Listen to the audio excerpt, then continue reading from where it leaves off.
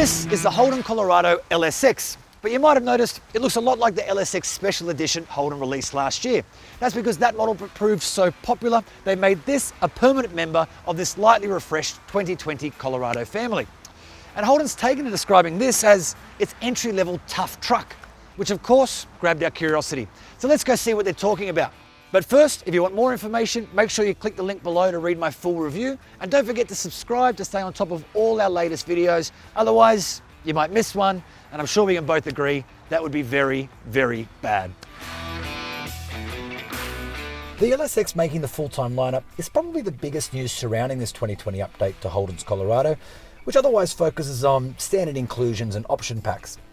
The crew cab only LSX is what the brand calls a level 2 truck, i.e. it's not the cheapest, but it's not too far from it, with Holden taking to describing it as affordable tough. That toughness arrives via the 18-inch alloys, the gloss black front grille, the black sports bar and fender flares, and the Colorado sticker across the back. There is a bit of a trade-off in the cabin though, where you will be sitting on fabric seats using manual air conditioning and poking a smaller 7-inch touchscreen, though it does get Apple CarPlay and Android Auto as standard.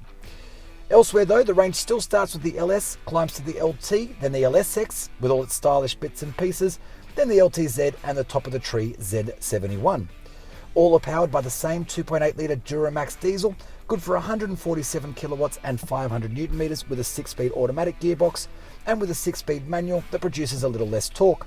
Now, the option of a manual gearbox has been removed on some trims, most noticeably on the LS, which used to form the entry point to the range. Now that car starts with an automatic and it costs $2,200 more. The biggest updates to the range arrive on the LTZ and the Z71, with Holden including a DuraGuard spray-on tub liner as standard equipment, as well as heated leather seats in the front, while the Z71 also gets a soft drop tailgate, fender flares and a bash plate as standard. Commendably, the Colorado claims a 5-star ANCAP safety rating across the range, and that hasn't changed for this 2020 update. And Holden is also bundling its most popular accessories into new packs, which they're calling the TRADIE pack, the Black pack, the Farmer pack, the Rig pack, and the Extreme pack, which each of them coming with a voucher that then reduces the cost of the Colorado itself. So it's got to be said that all the fancy stuff outside, the sports bar, the alloys, the fender flares, they do make this thing look pretty cool, but none of those niceties really make their way into the cabin, where you'll find cloth seats, no climate control, and a fairly basic multimedia setup with no nav, though you do get Apple CarPlay and Android Auto, which makes up for it, but it is a fairly rustic experience in here. So how does it drive? Well, under the skin there are exactly no changes. Same 2.8 litre diesel engine, same 6-speed manual or 6-speed automatic gearbox, same suspension and tune. Short answer, it drives exactly the same as the last one.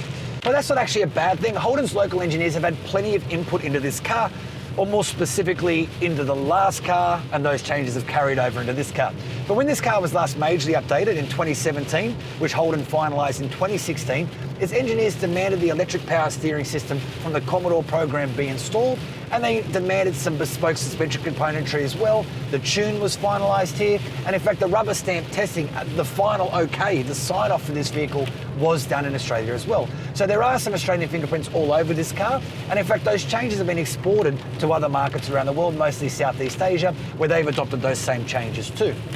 The result is a vehicle that's still pretty bloody good on our roads. The steering's direct, it inspires confidence, and perhaps more importantly, the Colorado feels like it's going to go into and then out of a corner as you expect it to with little fuss. That's a good thing too.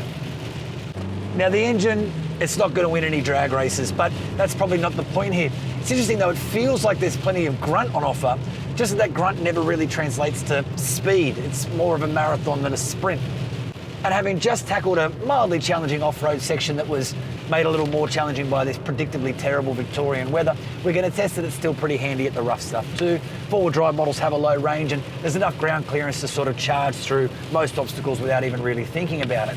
I guess the key point is this 2020 update focuses almost entirely on the way this vehicle looks and on the standard inclusions and packages on offer across the rest of the range. So, if you like the way the last car drove, you're going to like the way this car drives.